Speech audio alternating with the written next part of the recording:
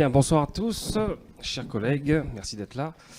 J'ouvre la séance donc de ce conseil municipal. Je vous demande, s'il vous plaît, de bien vouloir accepter qu'on présente une délibération sur table portant sur une convention d'accueil des mesures à des fins de compensation CAMC avec la société OI France, OI Manufacturing France, qui a, vous le savez, qui porte un projet d'envergure d'investissement sur le secteur.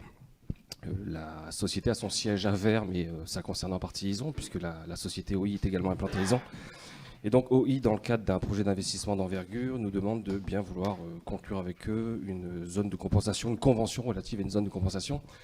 Je vous propose donc, avec votre accord, de rajouter cette délibération à l'ordre du jour de ce soir. Y a-t-il des oppositions à cet ajout? Monsieur Malville, tout est OK pour vous, super. Je vous remercie. Je désigne un secrétaire de séance en la personne de Clément Mézergue. Comme d'habitude, merci Clément. Sont absents, excusés et ont donné pouvoir Thierry Dubreuil, qui a donné pouvoir à Serge Flao, Gilles Pruvot, qui m'a donné procuration, Caroline Lise, qui a donné procuration à Anne-Marie Sarrazin, Virginie Vidorita, qui a donné pouvoir à Delphine, et c'est tout. Monsieur Vessière n'est pas présent. Je vous prie d'excuser Ludivine, qui, sa fille, a été faire un test, elle a le Covid. Voilà, donc elle préfère ne pas venir ce soir. Et elle avait un pouvoir d'André Vessière. Mais au vu des délibérations, je pense que ça ne va pas changer la face. Donc je lui ai dit que c'était trop tard pour envoyer un pouvoir. Voilà, quand elle nous a envoyé le message. On peut parfaitement accepter. D'accord, elle n'a pas lancé. Très bien, très bien. Je soumets à l'approbation du Conseil le procès-verbal de la séance du 8 février 2022. Y a-t-il des objections, des remarques au sujet de ce procès-verbal, Monsieur Malville? Ok, très bien. Par ailleurs, vont circuler les registres pour signature. J'ai rien oublié? C'est parfait, merci Karine. On démarre donc ce Conseil municipal par le rapport d'orientation budgétaire pour l'année 2022. Moment important donc de notre conseil municipal. Je vous rappelle que ce débat d'orientation budgétaire est évidemment obligatoire, que nous devons exposer à l'occasion de ce débat d'orientation budgétaire quelles sont les grandes orientations budgétaires envisagées en 2022. Je dis bien envisagées, notamment les évolutions prévisionnelles des dépenses et des recettes, les projections financières, ce que l'on compte faire en matière de fiscalité, les différents produits que l'on compte percevoir, les subventions, l'attribution de compensation. Faire une petite situation sur la programmation d'investissement. Alors, on n'a pas encore totalement tout arbitré, mais on a déjà des grandes orientations en matière d'investissement. Faire un petit peu le point sur la structuration de la dette, sur l'évolution de la dette et sur la visibilité de la situation financière de la collectivité, ainsi que sur celle de nos agents. Voilà pour le cadre global. Évidemment, ce rapport d'orientation budgétaire s'inscrit dans un contexte très particulier. On assiste à un retour de la croissance en 2021, il était temps. Après une année 2021, une fois encore perturbée par la pandémie de Covid-19. Ce petit rebond, néanmoins, souffre d'un contexte assez anxiogène.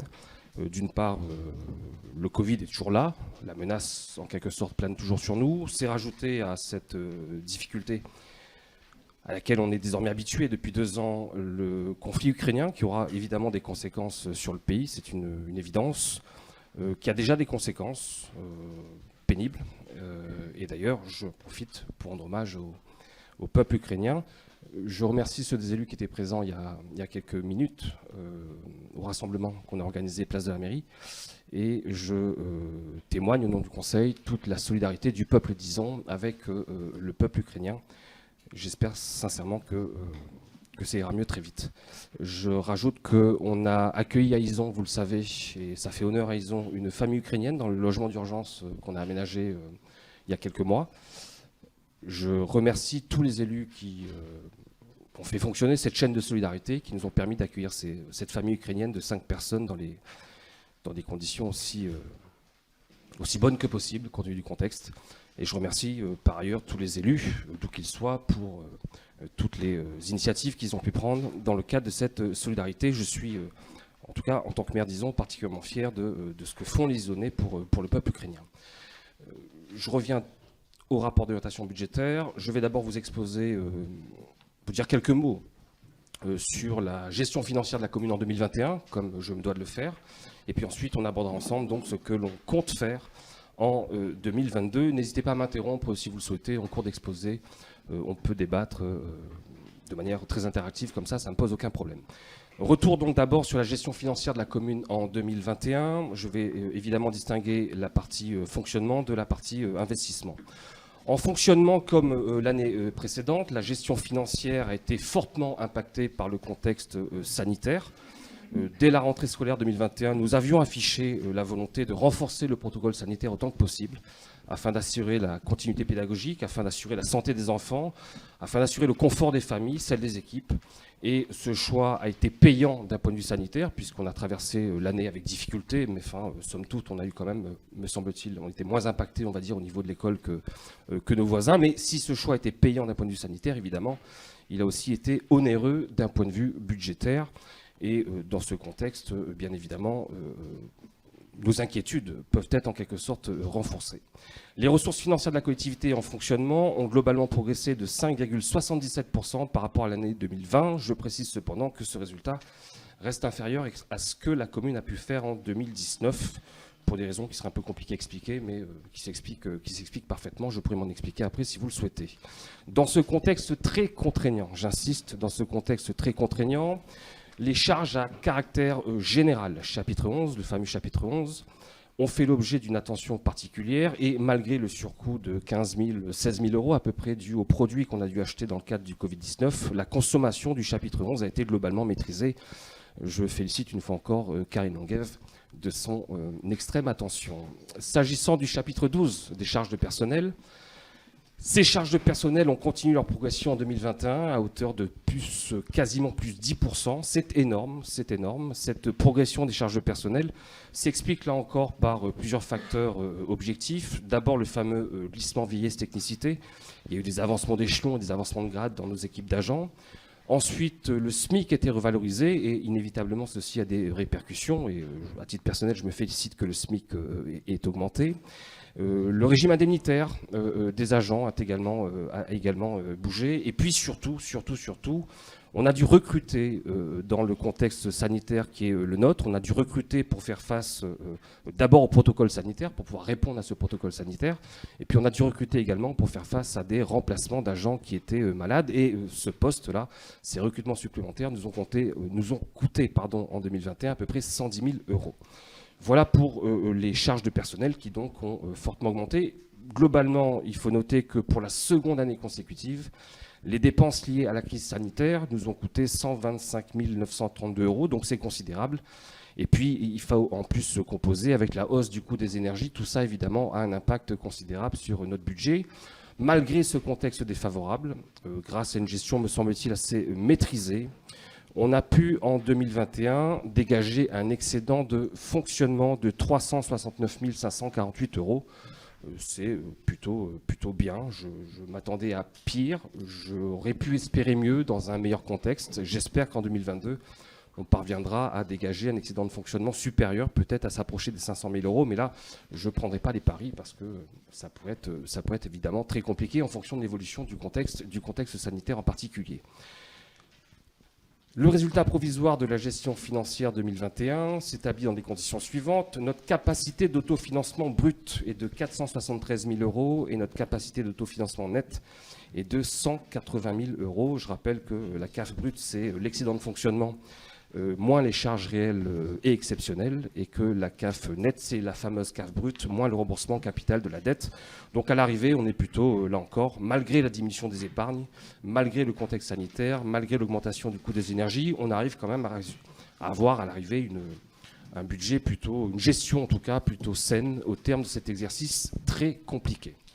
Du côté des investissements, on a pu compter sur des recettes supplémentaires qui ont été perçues avec la taxe d'aménagement, notamment à hauteur de plus 122 000 euros par rapport à 2020. On a perçu évidemment des subventions en provenance de nos différents partenaires institutionnels, conseil départemental, merci le département, l'État. Et puis, nous avons également perçu le FCTVA pour 544 394 euros. Je précise tout de suite qu'on a perçu 544 000 le FCTVA parce qu'on a perçu le FCTVA pour 2 exercices, 2020 et 2021. Il serait Pas miraculeux, puisque ça nous arrivera peut-être l'année prochaine, mais il serait quasi miraculeux d'obtenir 544 000 de FCTVA sur un seul exercice. Du côté des dépenses d'investissement, les dépenses d'investissement ont été réalisées à hauteur de 2 269 000 euros, avec comme principale dépense d'équipement d'abord des travaux de voirie. La voirie coûte très très cher, 558 000 euros. Des travaux aux écoles, encore les écoles, à hauteur de 493 000 euros. Des travaux sur les bâtiments municipaux, à hauteur de 170 000 euros. La construction de la médiathèque, on va dire le démarrage de la construction de la médiathèque, à hauteur de 180 000 euros. L'aménagement de l'espace Borgès, j'invite Lise Donnet à venir à l'espace Borgès ce samedi, à hauteur de 42 000 euros, et puis l'acquisition de matériel et des travaux en régie. Si je conjugue le tout, on est à peu près à 140 000 euros. Je précise que dans un contexte de crise sanitaire, le taux de réalisation des dépenses d'investissement, autrement dit, le taux de réalisation de ce qu'on avait prévu au BP 2021, s'élève à 78% hors médiathèque, ce qui est un taux de réalisation, disons-le, qui est presque excellent. Presque excellent. Nous avons subi des hausses des prix des matériaux, des problèmes de délai de livraison, ce qui explique que certains travaux n'aient pas pu être exécutés. Et ces restes à réaliser seront évidemment inscrits au budget primitif 2022, en dépenses à hauteur de 277 000 euros et en recettes à hauteur de 346 000 euros de subventions. L'excédent cumulé de la section d'investissement pour l'année 2021 s'élève à 1 586 000 euros. Voilà pour l'exercice 2021, une gestion saine, une gestion solide, une gestion prudente, malgré un contexte de crise sanitaire qui nous a mis, je le répète, à rude épreuve. Du côté 2022, maintenant, si on se projette un petit peu, d'abord du côté de la section de fonctionnement et ensuite du côté de la section d'investissement.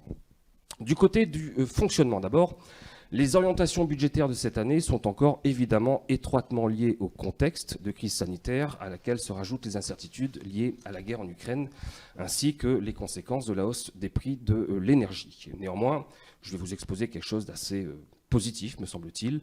D'abord côté recettes de fonctionnement et ensuite côté dépenses. En recettes de fonctionnement, au niveau de la fiscalité, et je le dis avec solennité, conformément aux engagements pris par le Réveil Isonné, nous n'augmenterons pas les taux d'imposition en 2022.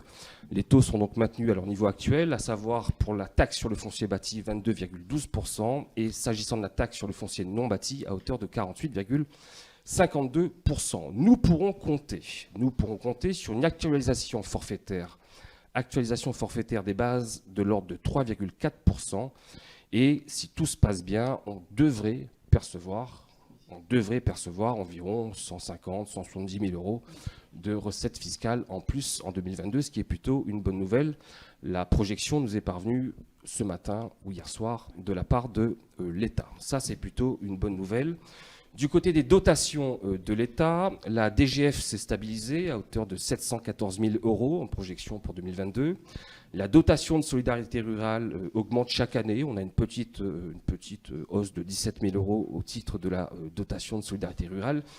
Et la dotation nationale de péréquation, pour des raisons que je ne saurais expliquer, voit son montant légèrement baisser de 10 000 euros. On a une explication? C'est compliqué. C'est compliqué. Passons, s'il vous plaît, on me dit que c'est compliqué. S'agissant des autres recettes de fonctionnement, alors il s'agit d'abord principalement de la facturation des services proposés aux Isonnais, principalement les services de restauration scolaire et les services périscolaires. Il s'agit également des autres recettes concernant les redevances d'occupation que l'on perçoit avec la CALI, de la part de la CALI ou de la part de la crèche H-Tendre.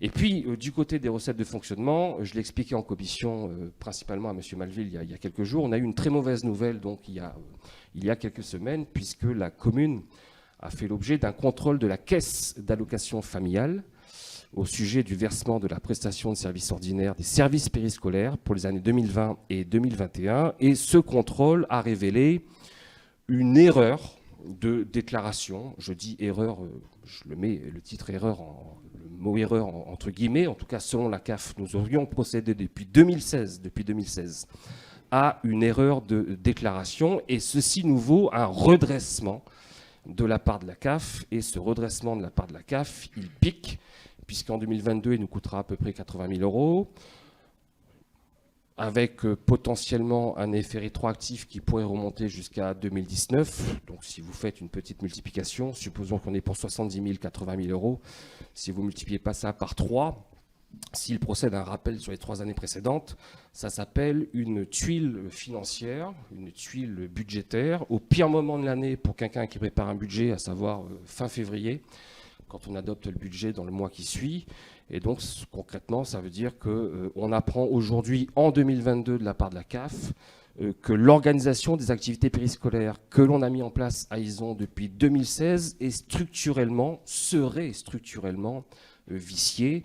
La CAF nous dit en gros que cette organisation ne tient pas la route. Et évidemment, sans ces recettes de la CAF, ISON n'est pas en mesure, je le dis tout net, de maintenir une telle organisation. On ne peut pas se passer des recettes de la CAF, de ces recettes de la CAF, pour pouvoir assurer les activités périscolaires telles qu'on les assure à ISON depuis 2016. Je l'ai dit mardi soir en conseil d'école, je l'ai expliqué en particulier aux parents d'élèves, et j'ai également expliqué qu'on était dans une phase d'échange avec la caisse d'allocation familiale, que nous n'avons pas encore reçu à ce jour de notification officielle de ce redressement. J'attends avec impatience des précisions de la part de la CAF sur la motivation juridique, notamment, de ce redressement qui nous coûte, qui nous handicape, qui compromet nos perspectives budgétaires, en tout cas qui compromet certains projets qu'on avait.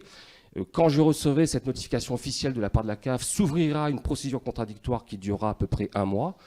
Et on s'emparera évidemment de ce mois de procédure contradictoire pour contester ce redressement, en contester les modalités, en contester peut-être les montants.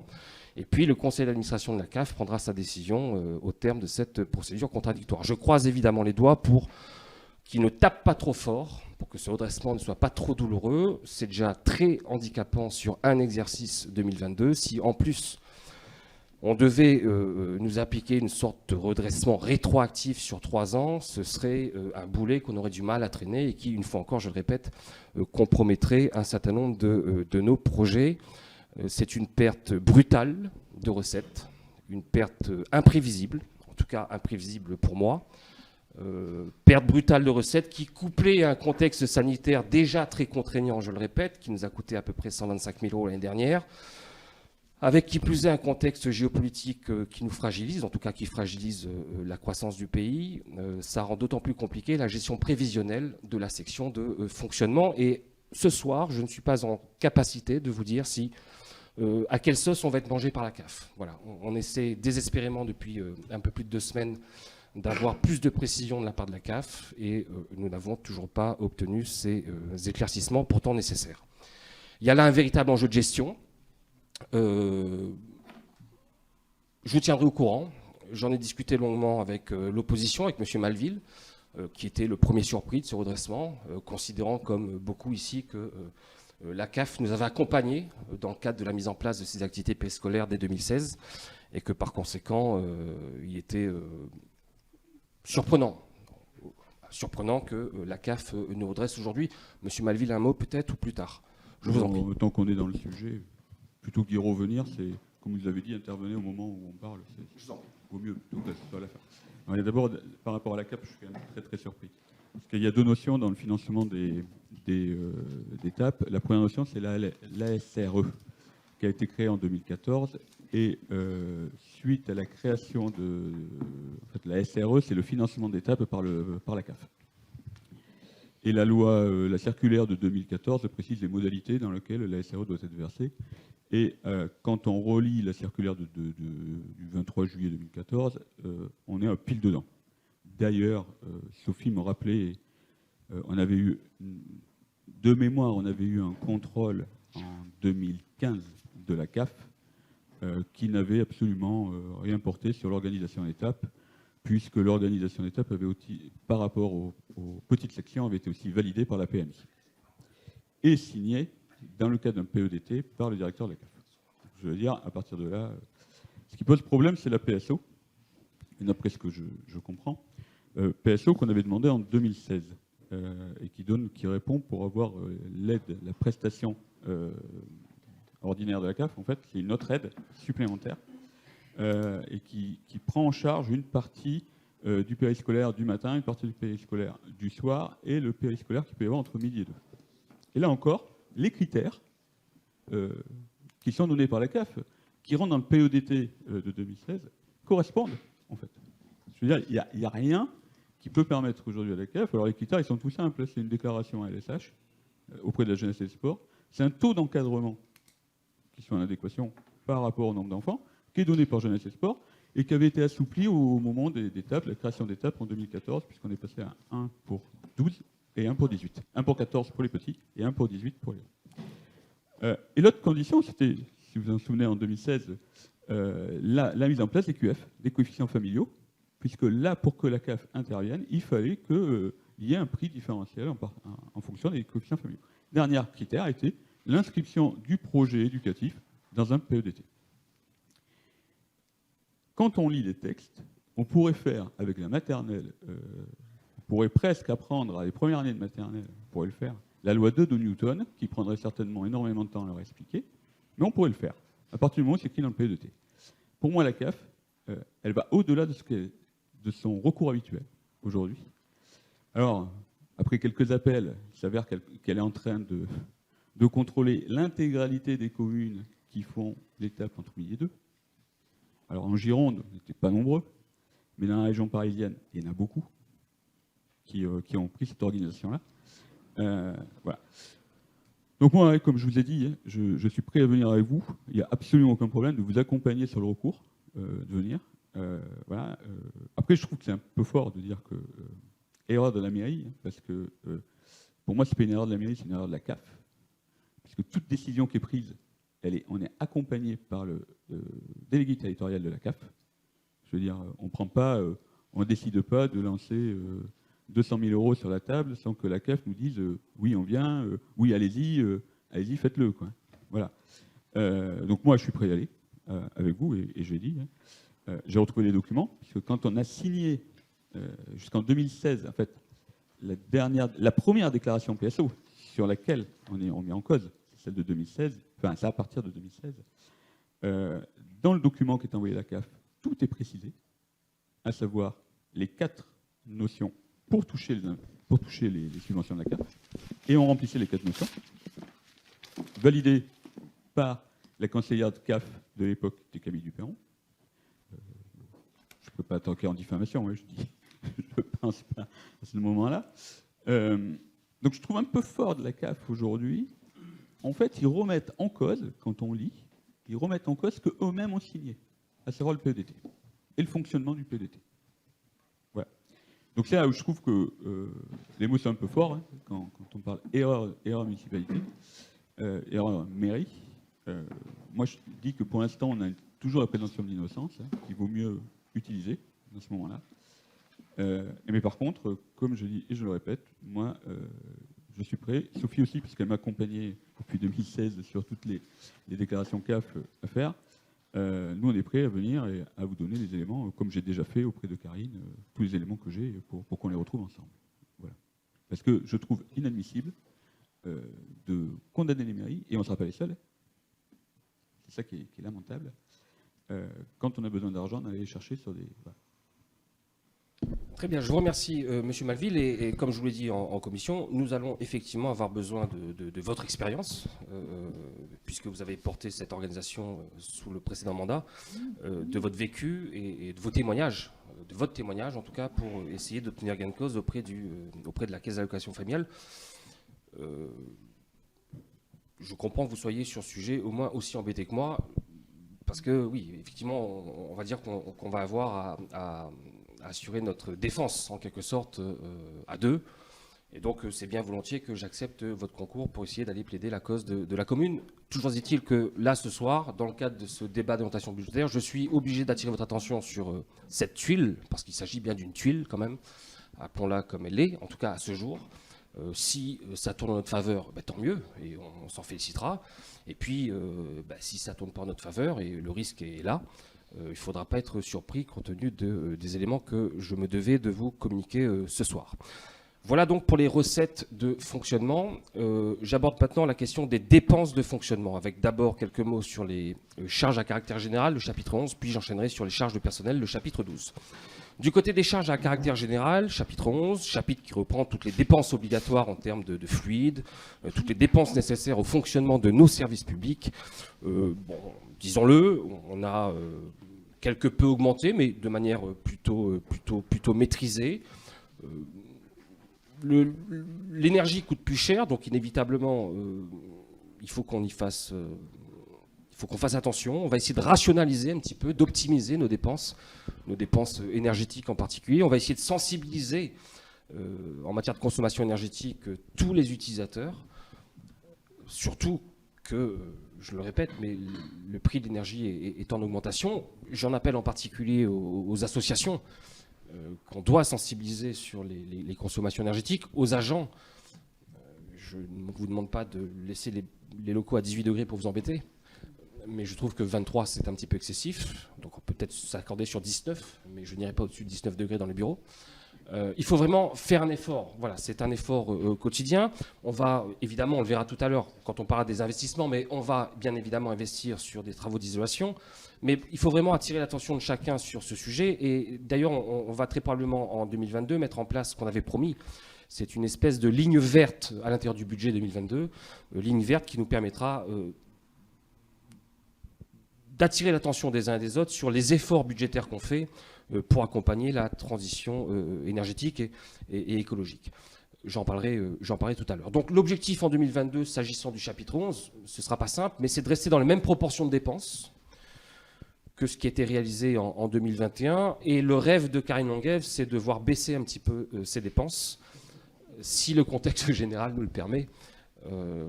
Mais bon, de là à dire que votre rêve, chère Karine, se traduira en réalité, il y a un pas que je ne franchirai pas ce soir dans le cadre de ce débat d'orientation budgétaire.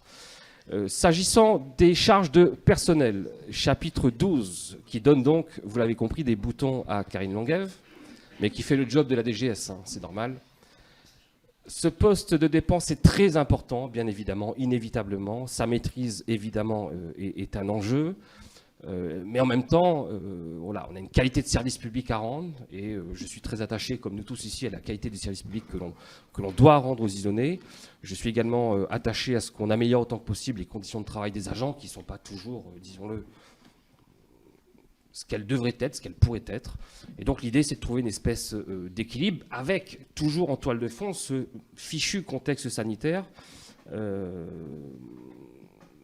qui met les chocottes un petit peu, parce que voilà, si ça reflambe, inévitablement, hein, si on veut tout faire pour assurer la continuité pédagogique, inévitablement, ces charges de personnel, on ne pourra pas les diminuer. Or, j'aimerais beaucoup qu'en 2022, et je rejoins Karine Longuève, ces charges de personnel diminuent, à tout le moins qu'elles se stabilisent, et tout va dépendre du contexte sanitaire.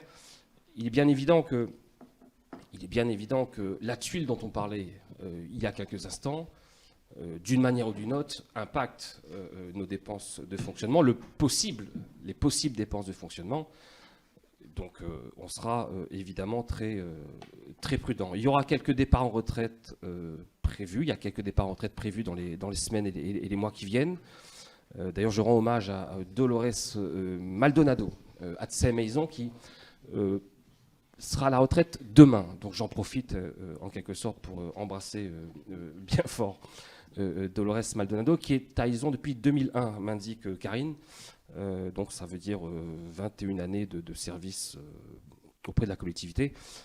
Merci Dolores, et je vous embrasse bien fort. On aura l'occasion de faire la fête, je crois, en juin, si tout se passe bien. Vous serez tous évidemment conviés au pot de départ à la retraite de Dolores Maldonado, ainsi qu'au pot de départ à la retraite de Paulette Vitu, que j'embrasse également, même si elle ne prend pas sa retraite demain. On aura donc quelques départs à la retraite prévus. Une réorganisation des services sera étudiée en fonction évidemment des besoins. Bon, ça va dépendre en partie de ce qui se fera à l'école. Pour l'instant, on n'annonce pas d'ouverture de classes supplémentaires à Ison, pas de fermeture non plus, évidemment, mais en tout cas pas d'ouverture. Je vois assez mal, du reste, au regard des effectifs de l'école, comment est-ce qu'on pourrait avoir une ouverture en septembre 2022. Je le dis en toute sincérité. Je ne pense pas qu'on ait une ouverture de classe en septembre. À noter, au titre des dépenses RH, qu'on va devoir recruter 2 agents de la filière culturelle de recrutement qui ont été prévus, rappelez-vous, dans le cadre de la construction de la future médiathèque, avec le soutien du département à hauteur de 40% pour la première année. Mais enfin, il faudra quand même prévoir ces 2 créations de postes en 2022. Il faudra compter également avec des évolutions statutaires, notamment la situation des agents de catégorie C qui évolue. Je me félicite pour les agents de catégorie C qui bénéficient d'un reclassement indiciaire et d'une bonification exceptionnelle d'ancienneté d'1 an. C'est plutôt une bonne chose pour eux. Et puis, il y aura l'inévitable lissement vieillesse, technicité, l'avancement d'échelons, de grades, des promotions internes auxquelles il faudra faire face. Mais enfin, on sera quand même très prudent s'agissant de l'organisation de notre service. S'agissant des autres dépenses de fonctionnement, on retrouve l'inévitable prélèvement au titre de l'article 55 de la loi SRU en raison de notre carence de logements sociaux. Le montant 2022 prévu est de 159 052 €. Et puis, on a l'attribution de compensation négative à verser à la CALI qui s'élèvera probablement à peu près 233 000 € pour l'attribution de compensation auprès de la CALI. Évidemment, il y a les subventions aux associations, la subvention à verser au budget du CCS. Les arbitrages ne sont pas faits s'agissant du CCS et des associations, mais Gilles Boye, qui est très gourmand, ne lâche pas le morceau, et donc on va arbitrer là dans les mois qui viennent. On va d'ailleurs très probablement en discuter en commission avec tous les élus pour voir un petit peu quels sont les arbitrages à venir en matière de subventions. Il y aura des subventions classiques, si je puis dire, structurantes, celles qu'on verse tous les ans. Et puis je l'annonce tout de suite quand même, que les gens ne soient pas surpris, il y aura également des subventions exceptionnelles à quelques associations nouvellement créées et qui portent des projets nouveaux pour la commune, qui portent des projets nouveaux pour la collectivité. Et pour encourager ces associations, on va très probablement décider, en tout cas je le souhaite, de verser des subventions exceptionnelles, si bien que au global, inévitablement, ce poste sera à la hausse, chère Karine Longuève. Il rigole, Gilles. J'enchaîne sur... y a-t-il des questions, sur les projections en matière de fonctionnement, Monsieur Malville, avant que j'attaque la section d'investissement? C'est OK pour vous, très bien. J'enchaîne maintenant sur le volet investissement pour l'année 2022. Alors d'abord un petit point sur notre dette en capital. La commune continue son désendettement, c'est évidemment une bonne chose. L'encours de la dette par habitant se situe bien en dessous des communes de même strate. L'encours de la dette à Izon est de 330 € par habitant, sauf erreur de ma part, dans la strate, la moyenne est à 600 € par habitant. La durée de désendettement de la commune est de 4,34 années. La moyenne pour les communes de notre strate est de 8 ans. Donc ça veut dire que la commune continue son désendettement, ce qui ouvre du reste des perspectives d'emprunt. On en parlera juste après. Du côté des recettes d'investissement, les recettes de la section d'investissement, évidemment, couvrent le montant de l'annuité de remboursement du capital emprunté, comme l'impose la réglementation. C'est mieux. La collectivité, je le dis, s'est désendettée. On a dégagé des marges de manœuvre qui devraient nous permettre d'engager, de financer des projets importants et structurants. En tout cas, on le souhaite, on va en discuter plus tard. Et dans un contexte incertain, une fois encore, il sera proposé au conseil municipal d'avoir recours à l'emprunt sur l'exercice 2022. On a lancé des consultations, des simulations à droite ou à gauche, et en fonction des différentes offres qu'on recevra et de nos projets, on sera amené à statuer sur ce recours à l'emprunt dans les semaines qui viennent. Les projets d'investissement, la programmation 2022, je précise immédiatement que certains projets sont d'ores et déjà arrêtés et d'autres ne sont pas encore totalement arbitrés à ce jour, et les jours qui arrivent, les semaines qui viennent avant l'adoption du budget donneront lieu à arbitrage. Bon, d'abord, à tout seigneur, tout honneur, 2022 ce sera l'année de la médiathèque, formidable outil au service des Izonnais qui, je l'espère, alimentera la fierté d'habiter à Izon, qui rendra de grands services, j'insiste, aux Izon. 2022, c'est la finalisation des travaux.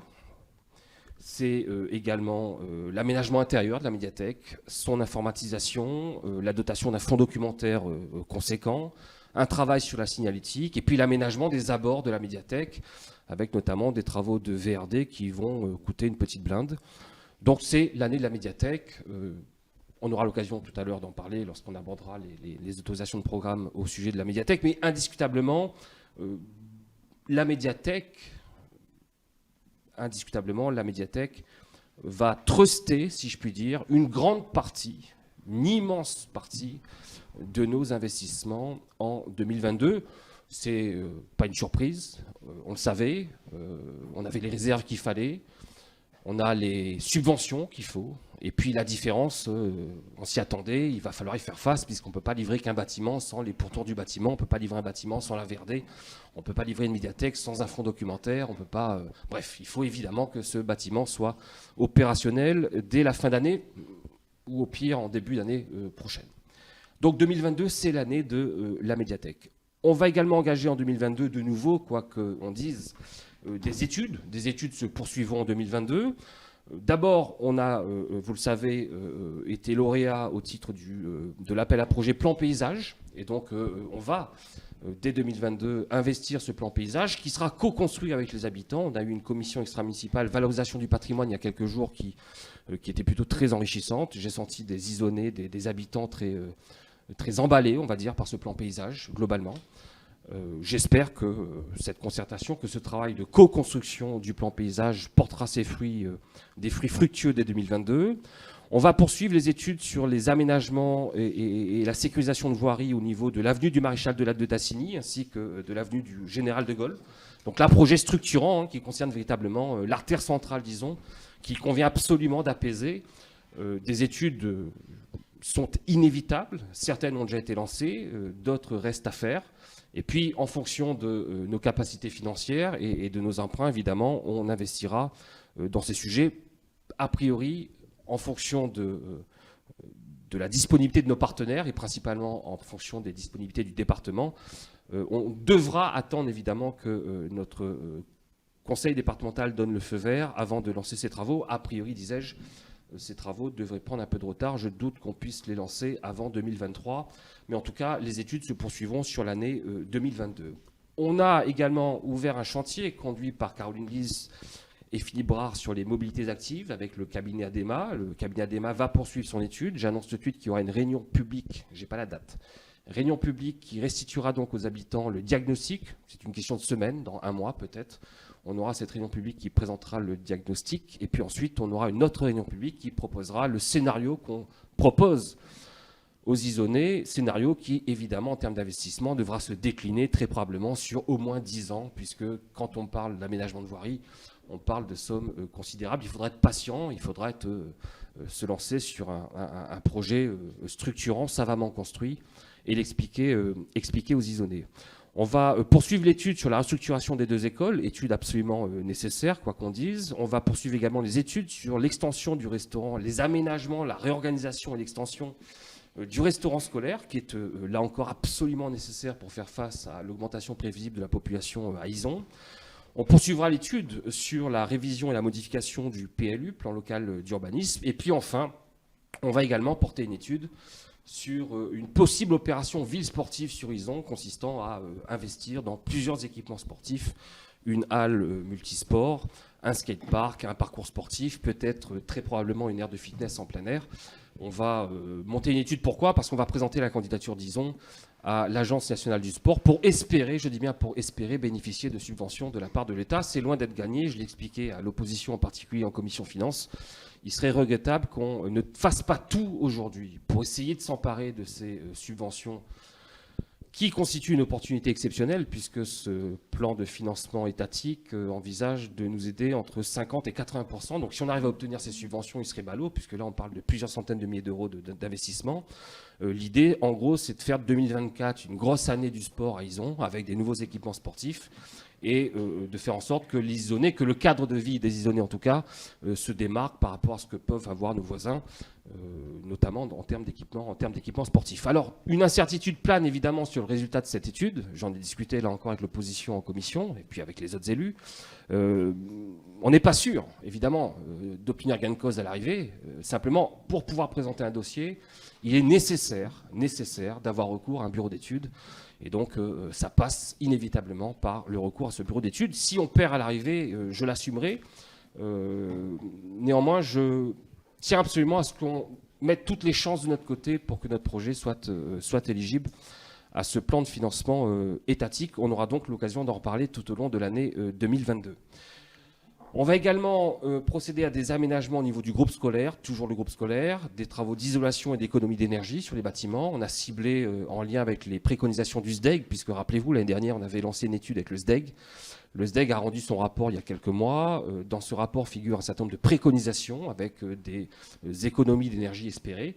On va lancer donc dès 2022 des travaux d'isolation. On va poursuivre des travaux d'isolation sur les bâtiments, pas qu'à l'école, peut-être pas qu'à l'école, peut-être ailleurs également.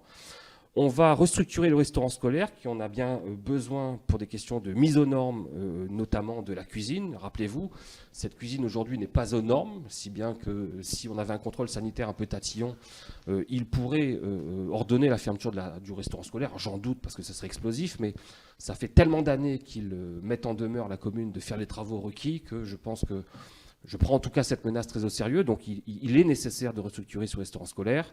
On va très probablement, c'est pas certain, réaménager les cours de récréation et procéder à des travaux d'isolation phonique, d'isolation acoustique, principalement dans le réfectoire de l'école maternelle qui est très très très bruyant. Et les conditions de déjeuner de nos petits sont évidemment très précieuses. Voilà pour le groupe scolaire. Rien n'est encore arbitré, ce sont juste des idées qu'on a. S'agissant des travaux de voirie, Monsieur Malville va intervenir. Je vous laissais faire. Hein, Monsieur Malville, je vous en prie. On va demander un buzzer, en fait. Comme ça, je ne veux pas vous couper la parole, c'est impoli. Non, c'était pour la ville sportive. Bien entendu, il faut être accompagné là-dessus sur un tel projet. C'est un gros projet qui est structurant pour la commune, et puis c'est un projet sur plusieurs phasages, certains en plus. Mais je veux dire, sur le skatepark, à un moment donné, il y avait eu une création d'une association portée par des jeunes. Je n'ai plus en tête du nom de l'association. Les associations juniors. Voilà. Et on avait des aides de la CAF. Oui, encore quand ce projet est porté par une association junior. Donc, je pense que non seulement il y a les aides à récupérer à ville sportive, notamment ville sportive, dans le cadre des Jeux Olympiques, mais en plus, il y a des aides qui sont portées par d'autres financeurs. Alors, je prends le cas du skatepark. Pourquoi ? Parce que c'est un projet qui est porté depuis très longtemps. C'est un projet qui, lui, on peut avoir différents financeurs. Et si dans les études, ou en fait dans l'accompagnement que vous allez avoir pour constituer le dossier, vous pouvez y inclure certainement le point jeune. Et je sais qu'il y a beaucoup de jeunes, et vous en connaissez même, je crois, qui font du skate sur la commune. Peut-être qu'en les motivant, on peut monter cette association, cette structure qui pourrait être accompagnée derrière par des jeunes un peu plus âgés, par des aînés, mais des aînés jeunes, on pourrait gratter là aussi des subventions supplémentaires. Voilà, c'était l'intervention que je n'avais pas faite en commission. Oui, vous avez 1000 fois raison. Mais je vous ai dit en commission, M. Malville, que ce projet ville sportive sera construit en concertation avec toutes les associations sportives potentiellement concernées. C'est inévitable. Ça relève du reste du dossier. C'est-à-dire que dans notre dossier, dans le dossier qu'on va présenter, il faut absolument qu'on ait comme partenaire et qu'on conventionne, que la commune, que la ville, disons, conventionne avec un certain nombre d'associations sportives, le basket, le hand, ou que sais-je. S'agissant du skatepark, deux éléments de contexte. D'abord, une association de jeunes skateurs a failli être constituée à Izon. Ça fait 14 mois que les statuts sont disponibles.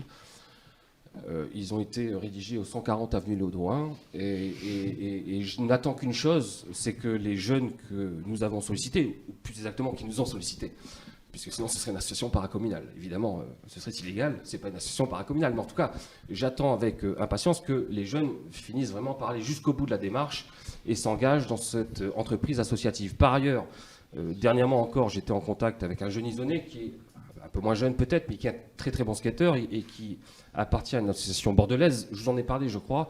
Et lui également serait prêt avec cette association qui est beaucoup plus structurée, qui en est déjà à donner des cours de skate, etc., qui est très implantée sur Bordeaux. J'espère bien attirer également cette association dans la boucle, si je puis dire. Ce n'est pas exclusif, évidemment, d'une association isonnaise sur le sujet. Et toutes les associations sportives sont les bienvenues dès lors qu'elles se retrouvent dans ce projet de ville sportive. Donc oui, vous avez raison, Monsieur Malville, y compris sur la junior association. Si on peut constituer une junior association en lien avec l'Isonnais, si on peut mettre l'espace jeune de la Cali dans la boucle, évidemment qu'on le fera. Plus on sera de fous et meilleure sera la partie. Alors c'est vrai qu'une partie de ces jeunes ont déjà créé un foyer, je crois. si en plus on pouvait même intégrer le wake park dedans. Parce que le wake park, les moniteurs du wake sont des professeurs de skate aussi. Donc n'hésitez pas aussi à vous rapprocher d'eux, parce que non mais, c'est que quand on balance un mot skatepark, en fait, tout un univers qui arrive et qui m'envoie des messages pour me dire qu'est-ce que c'est, est-ce que ça y est, on va l'avoir, on va voir un grand skatepark. Je dis, ben oui, pas de problème, vous l'aurez, mais d'abord il y a des études, il y a de l'aménagement, il y a beaucoup de choses à faire avant d'arriver à glisser la première fois avec sa planche. Voilà. Oui, donc je pense qu'il y a beaucoup de gens là qui sont vraiment très très motivés pour vous accompagner dessus. Évidemment, on gardera la main quant à savoir avec qui on travaille ou pas. Et je compte vraiment 1000 fois sur la jeunesse isonaise pour s'associer à ce projet de ville sportive. Je poursuis donc sur les travaux de voirie, d'hydraulique et de sécurisation routière. On va poursuivre évidemment nos travaux sur les travaux d'hydrocurage, le curage des fossés. Priorité à Izon, une priorité absolue à Izon. Poursuivre la démarche, même si c'est un travail titanesque. On va poursuivre, vous le savez, l'extension du périmètre de vidéoprotection sur la ville. On a déjà délibéré il n'y a pas très longtemps sur le sujet. On va également lancer des travaux de réfection de certaines voiries. On ne fera pas tout, c'est pas possible. On va cibler. Rien n'est arbitré encore. Absolument rien n'est arbitré. Je compte sur Serge Flaou pour éclairer ces arbitrages, Serge. Et puis on va investir sur des kits de sécurisation routière en créant notamment certaines zones de rencontre ou au moins des zones 30 sur certaines zones pavillonnaires, à l'intérieur de certains lotissements. L'idée étant d'apaiser autant que possible la circulation dans Izon en commençant par les zones les plus proches, si je puis dire, à l'intérieur des lotissements, on va dire. Voilà, on a une grande demande là, quand on a fait les comités de quartier, quand on fait aujourd'hui encore nos visites de quartier, c'est une demande récurrente de la part des riverains, de la part des habitants, que d'essayer d'apaiser un petit peu la circulation sur Izon. Et donc ça requiert évidemment des investissements. Le kit de sécurisation, c'est quelque chose d'assez flexible. Ça nous permet d'expérimenter en quelque sorte un système de sécurisation. Et puis si ça marche, à ce moment-là, on le rend pérenne. Il y a vraiment un gros travail à faire là-dessus. Plusieurs élus, évidemment, sont concernés. Joël Massy pour la tranquillité publique, la sécurité. Caroline Guise et Philippe Brard sur le volet mobilité active. Serge Flaou, évidemment, et puis d'autres. En tout cas, on compte vraiment sur ce dispositif pour essayer d'apaiser, j'insiste, d'apaiser la circulation sur Izon. Et il faudra inévitablement faire montre de pédagogie auprès des riverains concernés, puisque certains seront peut-être mécontents des dispositifs qu'on va mettre en place. L'idée directrice, quand même, c'est de protéger ceux, notamment, qui sont à pied ou qui font du vélo, principalement nos enfants au sein des lotissements. On va procéder également à quelques acquisitions foncières en 2022. On va acheter certains terrains, notamment pour essayer de dessiner nos boucles de promenade. Et puis également pour certains projets agricoles portés par des jeunes agriculteurs ou moins jeunes. Et voire pour essayer de faire l'acquisition de parcelles pour organiser des petits bassins de rétention à proximité immédiate des cours d'eau quand c'est possible. Là, il y a un gros travail à faire, un gros travail de persuasion, convaincre certains propriétaires de nous vendre leur terrain à un prix pas exorbitant. Mais voilà, on va prévoir en tout cas une ligne probablement de l'ordre de 100 000 euros pour procéder à ces acquisitions foncières, à la fois pour améliorer le cadre de vie et pour sécuriser les habitations. En matière de sport, je viens d'en parler, nous allons démarrer en tout cas la création d'une boucle pédestre sportive avec un parcours de santé, très probablement du côté de Capérani pour démarrer, Capérani, Bordieu de Daguet. L'idée est ensuite de longer tout le Cantrane jusqu'à la Dordogne, et puis ensuite de faire ouest-est, et puis de remonter un peu plus tard pour repasser par la boucle Est et la boucle Nord. J'ai expliqué tout ça en commission, je l'expliquais également aux habitants dans le cadre des commissions extramunicipales. C'est un projet qui, là aussi, peut imprimer une espèce d'image de marque à Izon. Izon sera en quelque sorte une ville, j'aimerais bien qu'Izon soit en quelque sorte une ville sportive. Une ville sportive et en même temps une ville dans laquelle les familles se sentent très bien, qu'elles trouvent à Izon ce qu'elles ne trouvent pas forcément ailleurs. Nous allons peut-être, M. Malville, ça va dépendre de M. Malville, installer des agrès sportifs ici ou là, puisque rappelez-vous, c'est une demande de Frédéric Malville récurrente, qu'il a renouvelé au moins à l'occasion de 2 conseils municipaux dernièrement, et même avant, dit-il, mais pas en conseil municipal, M. Malville, ça se passait peut-être dans le bureau de ma prédécesseure, mais pas en conseil. En tout cas, ça fait 2 conseils municipaux budgétaires, si je puis dire, pendant lesquels vous évoquez ces agrès sportifs. je ne vous cache pas qu'on avait l'idée depuis très longtemps, mais qu'elle n'emporte pas la conviction de chacun. Et puis surtout, j'en ai parlé en commission, il s'agira de ne pas faire de doublons par rapport au projet ville sportive. Donc il faudra bien cibler. En gros, si on installe des agrès sportifs, il ne faudra pas que derrière ça vienne empiéter en quelque sorte sur notre projet, le projet qu'on va présenter à l'Agence nationale du sport. Nous allons procéder à quelques travaux au stade de l'Anneau et de Cassignard, mais principalement sur l'Anneau des Cassignard, j'insiste. Il s'agira très probablement, j'aurais pu en parler tout à l'heure, de lancer une étude sur la question de l'éclairage des stades, puisque c'est une demande récurrente. Il y a deux versions qui s'opposent en quelque sorte, notamment sur les travaux d'éclairage du stade Cassignard. On a une option à 120 000, une option à 40 000, donc j'aimerais bien qu'un expert en quelque sorte vienne arbitrer, puisque je ne vais pas mettre 120 000 euros dans un éclairage si 40 000 suffisent pour 2 entraînements nocturnes par semaine. Je crois que tout le monde le comprend, y compris André Vessière, avec qui j'ai échangé et qui partage mon point de vue sur le sujet. Donc on va lancer une fois encore, pardonnez-moi pour ceux que ça froisse, une étude pour savoir si les mâts actuels du stade Cassignard peuvent oui ou non porter des spots LED, certes plus légers, mais avec une prise de vent plus conséquente, ce qui pourrait poser des problèmes de sécurité et donc de responsabilité du maire. On va, dans le cadre du conseil municipal des enfants, nos élus, nos jeunes collègues, portent un projet de tyrolienne. Ils souhaitent installer une petite tyrolienne allée des Pavillons. Et donc sur l'allée des Pavillons, non seulement il y aura la tyrolienne, mais il y aura très probablement également, je le souhaite en tout cas, davantage de jeux pour les enfants, en particulier pour les tout petits. Il y aura peut-être un projet de parc canin. C'est Karine Largouet qui suggère au Conseil d'investir dans un parc canin en soutenant qu'un certain nombre de propriétaires de toutous sont en manque de parc canin pour pouvoir lâcher leurs chiens en liberté. On verra si on le fait ou pas. La question c'est où, à quel prix, évidemment. Rien n'est arbitré, mais le sujet est sur la table. J'entends parfaitement la demande. Nous allons poursuivre nos efforts de revitalisation du centre-bourg et d'amélioration du cadre de vie. Projet de végétalisation, j'ai parlé du plan paysage tout à l'heure. Ce projet de végétalisation de la traversée du centre-bourg s'inscrit dans ce plan paysage. On va poursuivre, si c'est possible, la création de jardins partagés. Il y a une association qui est en cours de constitution pour porter un deuxième jardin partagé à proximité de Mocaillou. J'espère bien que cette association va voir le jour et qu'on pourra lui permettre de créer ce jardin partagé. Je salue d'ailleurs Jean-Bernard Loubeau avec amitié. Nous allons, je l'ai dit, créer des sentiers pédestres, en tout cas démarrer. Probablement créer un parcours sonore à Anglade. Virginie Vidoretta vous présentera son projet un peu plus tard, mais c'est un projet plutôt sympa. J'espère en tout cas qu'on pourra le porter. Je ne le promets pas, je dis simplement qu'on va essayer de le porter. Procéder à des aménagements paysagers, aller des pavillons, je l'espère. Et sur le parcours sportif du Bordieu de Daguet, c'est notamment une demande des riverains. Il y a quelque chose de très sympa à faire, je pense, en entrée de bourg. On en a déjà discuté et on a fait une demande de subvention auprès du département. On attend la réponse du département. C'est pas dit qu'on soit éligible au projet, mais en tout cas, on fera tout pour l'aide. Je ne le promets pas, mais on essaiera de le faire. Nous allons poursuivre les travaux de reconversion de l'espace Borgès. Et puis, on va poursuivre l'aménagement de la Maison des Arts Créatifs et de la Culture, notamment pour poursuivre les travaux de mise aux normes PMR, puisque ce bâtiment aujourd'hui n'est pas aux normes PMR. Si bien que des personnes à mobilité réduite aujourd'hui sont très embêtées lorsqu'il s'agit pour elles d'entrer au sein de l'AMAC. C'est quelque chose qu'on leur doit.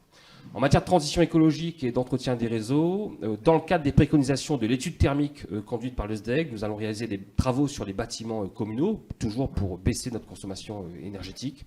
On va poursuivre le plan de démoustication et on va peut-être, je l'espère en tout cas, créer une classe en extérieur à destination de quelques enseignants qui seraient partants pour s'inscrire dans un projet pédagogique consistant ponctuellement à faire classe dans un espace boisé à proximité immédiate de l'école. C'est quelque chose qui peut être très sympa. En matière de communication, Audrey Combier n'est pas en reste. La refonte du site internet de la ville, attendue, très attendue. Je mise beaucoup sur ce nouveau site internet. J'espère qu'il va arriver dans les semaines, peut-être dans les mois qui viennent, mais plutôt les semaines qui viennent. Elle a la pression, Audrey Combier, puisque c'est évidemment un très gros travail. On va essayer de créer un film de présentation, de valorisation, disons, en lien avec des réalisateurs locaux. On en a besoin, ne serait-ce que dans le cadre du jumelage, puisque nos amis allemands, en tout cas de leur côté, font ce film, et on aimerait bien comme ça présenter Dimmelstadt aux Isonnais et permettre à nos amis allemands, je ne sais pas comment s'appellent les habitants de Dimmelstadt, en allemand, je ne sais pas comment on le dit, pardon, leur présenter donc la commune d'Ison via un film. On va engager un travail de valorisation de certains sites historiques, de certains sites typiques de la ville. Là aussi, c'est un projet qu'on va essayer de co-construire avec la commission valorisation du patrimoine. Ils ont un patrimoine historique, architectural, culturel, environnemental qui est remarquable. Il est question maintenant de le valoriser, et ça passe notamment par un travail de communication. Et puis enfin, conformément à la promesse faite au club des entreprises, disons, on va s'engager sur un travail de signalétique des commerçants et des entreprises isonnaises. Là encore, en concertation avec le club des entreprises, c'est une promesse qu'on leur a faite il y a déjà quelques mois quand ils nous avaient invités. Enfin, évidemment, on poursuivra quelques investissements matériels pour les services communaux. Il s'agira principalement des services techniques et de quelques investissements en matière d'hygiène et de sécurité. Voilà pour les grandes lignes en matière d'investissement. Je répète que tout n'est pas totalement arbitré, que les semaines qui arrivent vont être décisives. Il y aura inévitablement des déçus. Inévitablement, il y aura des déçus.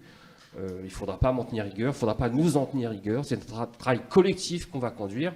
Ces arbitrages seront donc faits de manière, je l'espère, consensuelle. Monsieur Malville, peut-être des remarques sur cette programmation d'investissement, bien que non encore arbitrée. Bon, tout d'abord, sur le document, il est clair, il est synthétique. Donc je vous remercie Karine, parce que je pense qu'elle a beaucoup contribué à la rédaction, et puis à Alexis et le personnel qui a contribué à la réalisation de ce document. C'est pas une liste à l'après-vert, ça là, on l'a bien compris. Il y a à l'intérieur, il y a beaucoup de lignes. Effectivement, il y aura des déçus, et certainement, nous aussi, on sera déçus, parce qu'il y a peut-être des choses et des points, des investissements que ça fait longtemps qu'on souhaiterait voir et puis qu'on ne voit pas. Je pense aux agréats sportifs, par exemple, ou au skatepark, je ne sais pas. Voilà, j'en serai le premier déçu, bien sûr, ou la tyrolienne, même, peut-être. Non, c'est plus qu'une ébauche, hein, puisque maintenant, que les commissions, je pense que les commissions vont se réunir. Je pense que les commissions vont travailler sur les différents points, différents sujets. Il y a un travail de commission là-dedans qui est important aussi. Enfin, que on va avoir fait avec plusieurs années avec Delphine. Un travail qui est essentiel là-dedans, parce qu'il y a plusieurs projets, et une personne ne peut pas porter tous ces projets. Il faut pouvoir les partager pour qu'ils arrivent tous au bout. Voilà, maintenant, on attend l'arrivée des commissions, et puis on attendra le budget pour voir, parce que je suppose que la tradition fait que c'est dans un bureau qui n'est pas ovale, où les arbitrages se font. Très bien, je vous remercie, M. Malville. Précision, le skatepark, c'est vraiment dans le cadre de l'étude ville sportive qu'on va conduire. Le skatepark, on a déjà des devis estimatifs, on a déjà travaillé sur sa configuration. C'est un skatepark à 150 000, 200 000 euros, qu'on souhaite couvrir en partie, qui plus est, donc il faut y rajouter la halle sportive. J'espère qu'elle couvrira le skatepark sur à peu près 300 mètres carrés. Et donc c'est un projet qui ne sortira pas, je dis tout de suite, en 2022. C'est un projet qui, a priori, ne pourra sortir que si nous bénéficions du soutien de l'État dans le cadre du règlement d'intervention de l'Agence nationale du sport. Donc soyons très prudents, ce n'est pas une annonce que je fais ce soir. On s'engage seulement, j'annonce seulement ce soir, et on s'engagera à travers le budget. On s'engagera seulement si ce budget est adopté, si ce projet est adopté, à tout faire pour qu'effectivement ils puissent être dotés d'un skatepark en partie couvert, avec une halle sportive à proximité et d'autres équipements sur une espèce de plaine sportive un peu singulière, avec une traversée dans un espace boisé qui sera remarquable, à proximité immédiate de tous les plus grands services publics, disons, à savoir l'école, les centres sportifs et évidemment la mairie, la médiathèque. Voilà. S'agissant du travail en commission, oui, M. Malville, les commissions seront à l'ouvrage dans les semaines qui viennent et vous y aurez toute votre part si évidemment vous souhaitez y prendre part. Et puis le bureau ovale, non, il n'existe pas de bureau ovale à Ison et les arbitrages ne peuvent pas donc se faire dans un bureau ovale. D'autres remarques peut-être du côté d'Ocker d'Ison? M. Boisseau, c'est OK pour tout le monde? Très bien, je vous remercie. Le débat est clos. Pas de vote, donc il s'agissait juste d'avoir un débat d'orientation budgétaire. Et j'enchaîne donc, s'il vous plaît, sur la deuxième délibération à l'ordre du jour, relative à des autorisations de programme et de crédits de paiement APCP. Trois considérations justifient cette délibération. Toutes concernent la médiathèque, opération majeure donc du budget 2022. Toutes concernent la médiathèque pour trois raisons. La première, parce qu'il y a eu des correctifs apportés au CCTP, au cahier des charges, au cahier des clauses techniques particulières de l'appel d'offres qui était lancé en février 2020, qu'on a dû donc corriger en avril 2021. Il s'agit donc d'apporter ces correctifs à l'opération 39. Ensuite, il est nécessaire de créer une autorisation de programme, une APCP, concernant une étude, encore une, et des travaux VRD, toujours dans le cadre de l'aménagement de la médiathèque. Et puis enfin, il s'agit de créer une nouvelle APCP concernant cette fois-ci les équipements à l'intérieur de la médiathèque, le fonds documentaire, l'informatisation, le pôle multimédia, le mobilier et la signalétique. Ces trois APCP, ces trois opérations, la première opération 39, vous l'avez lu, n'appelle pas de remarques particulières, je ne pense pas. La nouveauté, c'est la création de deux nouvelles opérations, les opérations 48 et 49. L'opération 48, donc pour les aménagements des abords de la médiathèque, grosso modo VRD, à hauteur de 300 000 €. Et la deuxième opération 49 pour les équipements à l'intérieur de la médiathèque, à hauteur de 621 000 €, 137 000 € d'informatisation, 130 000 € pour le fonds documentaire en 2022 et 274 000 € pour le mobilier et la signalétique. En 2023, on sera sur à peu près 74 500 €. Y a-t-il des remarques juste sur ces opérations? Pas de remarques sur ces opérations? Très bien. Y a-t-il des voix contre, des abstentions? Très bien, je vous remercie pour cette unanimité. Autre sujet à l'ordre du jour. Il s'agit maintenant d'une convention de mise à disposition d'un local municipal avec la Poste. J'ai été sollicité par la direction de la Poste, qui procède en ce moment à une réorganisation des tournées des facteurs sur le secteur d'Ison. Et dans le cadre de cette réorganisation, la Poste, qui, je le rappelle, assure une mission de service universel. La direction de la Poste, donc, a demandé à la commune s'il était possible de mettre à disposition des facteurs un local municipal pour que les agents de la Poste puissent y déjeuner. Et évidemment, bien volontiers, je souhaite que l'on accorde ce local aux facteurs, disons-le, aux facteurs et factrices. Autant pour moi, aux facteurs et factrices. Il est proposé de mettre à disposition de la Poste la salle de vie associative qui se situe donc au gymnase, pour faire court, sur un créneau horaire, je crois que c'est 11h30, 13h, qui ne dérange pas les associations présentes dans ce local. Les associations ont été consultées à ma connaissance. En tout cas, moi j'ai eu un échange avec le basket. Je pense que tu as dû avoir un échange avec le hand et avec le foot très probablement. Et donc, dans la mesure où ça ne pose pas de difficulté à qui que ce soit et on rend service à la Poste, je fais plutôt partie de ces gens qui considèrent qu'il est précieux que nos facteurs puissent se reposer dans de bonnes conditions. Je vous propose donc d'adopter la convention de mise à disposition d'un local municipal avec la Poste. Vous avez lu cette convention avec passion, j'en suis persuadé. Y a-t-il donc des remarques? Des objections? Bien. Y a-t-il des voix contre cette convention d'occupation? Des abstentions? C'est parfait. Je vous remercie. Autre délibération, donc délibération sur table. Autre délibération à l'ordre du jour, délibération sur table, s'agissant cette fois-ci d'une convention d'accueil des mesures à des fins de compensation. Convention conclue entre la société OI France, située sur la commune de Vert, et la ville d'Ison. La société OI France porte un projet d'investissement sur son site à hauteur de 35 millions € pour remplacer un de ses fours.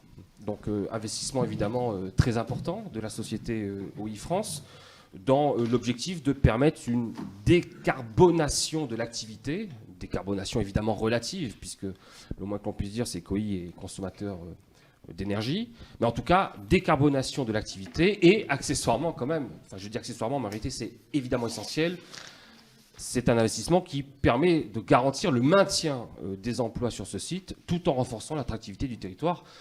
Il est bien évident que OI accueille quantité d'emplois, peut-être 300 aujourd'hui, 280, 300, je ne sais pas, et qu'on peut espérer que oui, poursuive son développement, notamment grâce à ce projet. En tout cas, pour le territoire, c'est un enjeu très important. Pour la Cali, c'est un enjeu. Et la commune d'Ison a été contactée par OI France pour savoir s'il était possible que OI conventionne avec la commune pour réaliser sur des parcelles cadastrées du côté des parcelles qui se situent du côté d'Anglade, pour savoir s'il était possible qu'on leur accorde des zones de compensation sur ces zones aujourd'hui qui sont des zones humides et qui requièrent de l'attention évidemment dans une vertu écologique. Ce projet me semble parfaitement conforme à l'intérêt du territoire. Par ailleurs, on a pu assortir évidemment cette utilisation de certaines conditions. OI s'engage à apporter 20 000 euros dès cette année 2022 à titre de droit d'utilisation. Et puis OI, par ailleurs, s'engage à respecter une première condition que j'ai posée, c'est qu'un paysagiste s'occupe de cet aménagement. Et donc j'espère bien que ce projet va pouvoir s'intégrer dans notre fameux plan paysage. Et puis OI, évidemment, s'engage à entretenir les dites parcelles sur 30 ans. C'est une convention qui durera 30 ans. Les coûts d'entretien sur 30 ans étant estimés à 170 000 euros. J'ai eu par ailleurs un échange informel, amical avec le directeur d'OI encore ce soir, juste avant le conseil. Et j'espère bien par ailleurs que nous pourrons compter sur OI France pour rendre quelques services aux Isonnais sur quelques sujets. Mais bon, évidemment, ils ne vont pas s'engager formellement sur le sujet, mais ça fait partie en quelque sorte de la discussion. Ça fait voilà, en quelque sorte partie de la discussion. C'est un projet qui est fortement porté par l'ACALI et par le président Buisson en particulier, qui tient absolument à ce que OI France maintienne son engagement sur le territoire, compte tenu de l'enjeu que représente OI France. Je rappelle qu'OI France produit quasiment 400 millions de bouteilles par an, c'est-à-dire qu'à peu près toute la production viticole de Gironde en fait, a recours au service d'OI France. Un projet à 35 millions pour un four. J'espère qu'un jour, ils investiront dans un second four à la même hauteur. Et ça pourrait assurer de l'emploi quand même sur le territoire pendant quelques décennies. Voilà. Je tenais à le faire dès ce soir. Pourquoi ce soir sur table? Je le dis quand même parce que vous pourriez être surpris par le calendrier un peu imposé. C'est parce que le dossier est suivi de près par l'État, que des délais s'imposent à la construction de ce dossier, que la DDTM en particulier attend des engagements d'OI en matière de zone de compensation très vite. Et donc je préfère, par prudence, pour que ce projet puisse aller jusqu'à son terme, et pour soulager également quelques acteurs du territoire, acteurs économiques et acteurs politiques, je préfère présenter ce soir cette délibération. Chers collègues, y a-t-il des remarques? J'ai une première remarque, effectivement. Oui, c'était un grand acteur du territoire, ça l'est toujours d'ailleurs, hein, chez nous. Un très gros acteur du territoire. Je peux que déplorer que l'usine soit installée à quelques mètres de, allez, on va dire, notre frontière. Voilà. Par contre, là où est installée l'usine, il y avait un projet à un moment donné de route pour contourner en fait, les habitations isonnaises. Est-ce que, je ne vais pas dire qu'on pourrait, enfin, je ne vais pas utiliser ce mot-là, est-ce qu'on pourrait utiliser aussi à un moment donné cette convention pour que ce projet de route puisse aboutir, sachant que j'ai bien compris l'urgence. Donc voilà, c'est, enfin, dans ma volonté, je pense que de mes collègues, ça ne sera absolument pas on a des questions, mais ça ne sera pas de voter contre ce genre de projet. À partir du moment où on soutient l'emploi, et je crois que c'est aussi un projet. Mais derrière, il y a quand même, voilà, il y a quand même cette route de contournement qui peut peser aussi dans cette signature. Vous faites bien d'en parler, puisque ça fait évidemment partie des discussions que j'ai avec le directeur d'OI, qu'on ne pourra pas intégrer dans cette convention. Je dis tout de suite, c'est pas possible, mais évidemment que c'est en filigrane. Je rappelle que OI France travaille aujourd'hui avec la société Malta, qui elle est implantée à Izon, en bord du Verne, et qui d'ailleurs, je le dis comme je le pense, cause des troubles de voisinage, je le dis poliment. Je suis régulièrement sollicité par des riverains de la société Malta qui se plaignent d'un certain nombre de désagréments, olfactifs en premier lieu, mais pas que. Il y a d'autres sources d'inquiétude. Et Malta doit faire probablement 99% de son chiffre d'affaires avec OI, puisque Malta récupère le verre et puis ensuite l'amène à OI France. Donc il y a une petite économie circulaire quand même qui existe entre Izon et Vert. J'aurais évidemment préféré qu'on ait le siège d'OI à Izon plutôt que le siège de Malta. Vous voyez, parce que OI France, en réalité, est également implanté sur le territoire d'Izon, sauf que son adresse postale, l'adresse postale du siège, se situe à Vert. Et donc, bon, on va pas y revenir, mais enfin, on va pas y revenir. Mais enfin, en tout cas, c'est plus que regrettable quand on connaît les recettes fiscales générées par OI France. nous n'aurions pas, par exemple, aujourd'hui, d'attribution de compensation négative, mais au contraire, considérablement positive. On aura à peu près 600 000 € d'attribution de compensation à la louche, si le siège de WeFrance se situait sur le territoire, disons. Mais c'est ainsi. En tout cas, on a discuté de ce barreau, de cette liaison directe entre Malta, aujourd'hui Malta, et WeFrance, à travers cet espace boisé, qui est d'ailleurs un projet qui date, M. Malville, puisque ma prédécesseur, votre majorité, sous le précédent mandat, a déjà envisagé la création de ce barreau. Je n'ai pas manqué cette occasion pour revenir à la charge. Du reste, je n'ai pas attendu d'être sollicité par WeFrance pour revenir à la charge sur le sujet. Depuis ce mandat, j'en ai parlé à plusieurs reprises à Philippe Buisson en particulier. WeFrance ne s'est pas engagé à le faire. Par contre, j'ai bon espoir que ce projet sorte en, peut-être pas 2022-2023, pour tout un tas de raisons, y compris des questions de sécurité du reste, puisque leur site, évidemment, doit être accessible plus au nord, plus au nord-est, pour les pompiers, pour les premiers secours. Et là, il y aurait peut-être un petit barreau à créer qui rendrait service à tout le monde. Donc j'espère bien que dans quelques années, ceux qui prendront le verre chez Malta pourront faire juste 200 mètres pour l'amener au I, plutôt que de passer par Anglumont et la départementale, sachant que, pardon de le dire comme ça, mais enfin, ils dégueulent quand même une centaine de camions par jour. Donc si on pouvait économiser cette pollution sur la départementale, si les riverains de la Tassigny pouvaient avoir une centaine de camions moins par jour, ce serait évidemment dans l'intérêt de tout le monde. Donc oui, WeFrance s'y penche. Ils ne se sont pas engagés à le faire, mais on va en discuter avec eux très très vite. J'en discutais encore tout à l'heure, juste avant ce conseil avec le directeur. Voilà, Monsieur Malville. Oui, Madame Fontaine, je vous en prie. Bonsoir, Monsieur le maire. J'ai une autre question, c'est concernant cette fois plutôt la zone compensatoire. Si je lis bien le plan que vous nous avez remis, ça se trouve entre les deux lacs, à Anglade, un peu sur le côté, la zone qui est boisée le long du petit chemin. On est bien d'accord? Si je me suis à peu près bien exprimée. Voilà. Je voudrais savoir comment a été choisie cette zone. Alors, ils ont eu recours à, un bureau d'études. Mais par qui alors?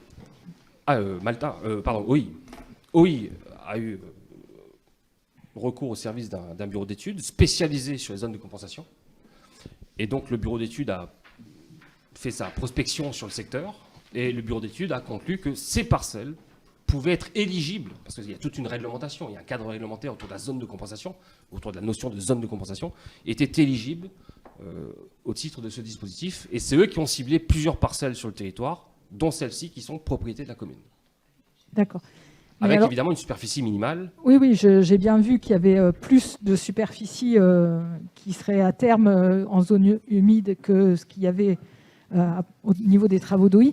Par contre, je suis un peu surprise de ce choix parce que c'est déjà une zone qui est naturelle. Alors, j'ai bien vu l'intérêt financier pour la commune en termes de coûts d'entretien. Par contre, j'ai un peu de mal avec l'aspect compensation du projet, puisqu'on détruit une zone humide et on ne la compense pas, puisqu'on a déjà une zone qui est humide dans celle qui va être entretenue par OI. C'est une zone humide aujourd'hui, mais qui n'a plus les espèces végétales primaires, en quelque sorte, si je puis dire. C'est-à-dire que les espaces dont on parle aujourd'hui, en fauche, c'est de l'herbe.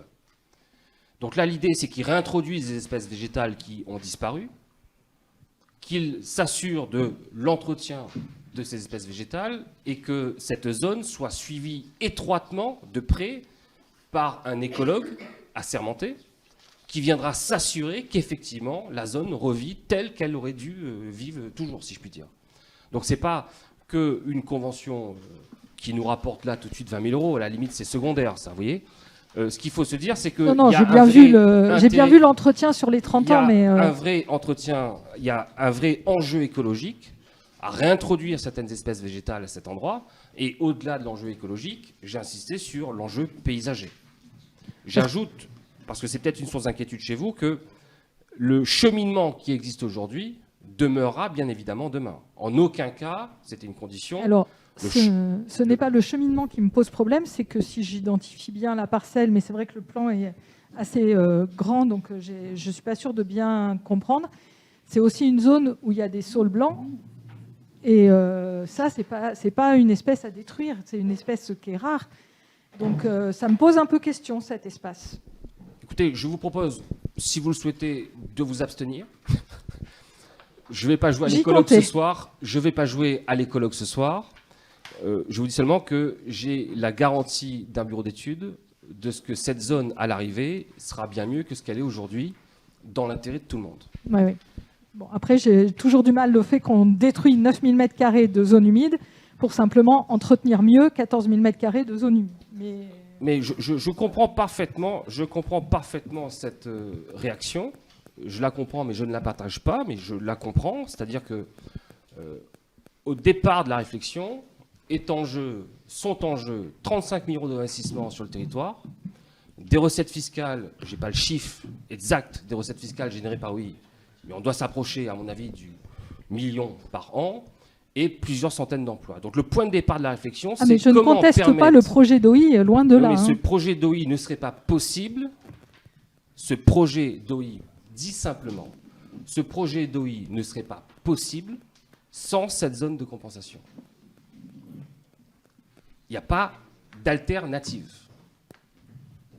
J'entends bien, mais je ne suis pas forcément d'accord sur le choix de la zone de compensation. C'est tout. Il n'y a pas de problème. Je soumets la convention au vote, s'il vous plaît. Qui est contre cette convention? Qui s'abstient? Madame Fontaine. Je vous remercie. Je crois que j'ai fait le tour, Karine. J'ai rien oublié. Chers collègues, je vous remercie une fois encore. Je vous souhaite une belle soirée. Au revoir à tous. À très bientôt. Merci.